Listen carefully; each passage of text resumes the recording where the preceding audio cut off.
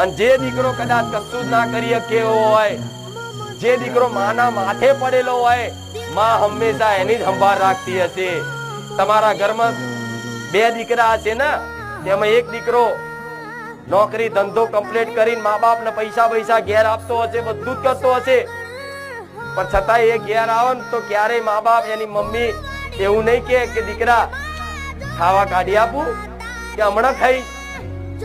પણ જે દીકરો કશું નહીં કરતો હોય, ઘેરથી માના પાકીટમાં પૈસા ચોરી જતો હશે અને આડાવડા વ્યસન કરતો હશે, પણ છતાંય તે માના ચિંતા હંમેશા એની જ હશે. જે દીકરો નોકરી ધંધો કરે એને માં ક્યારે ફોન નહીં કરે કે ક્યાં શું કેટલા વાગશે. અને જે આવી રખડી ખાતો હશે ને એને તો રાત દાડાની ચિંતા માં ઊંઘશે નહીં કે જો લગીન એ ના આવે તો લગીન હું ના ખાઉં. હા શું ખોટું? જેમ માને ખબર છે કે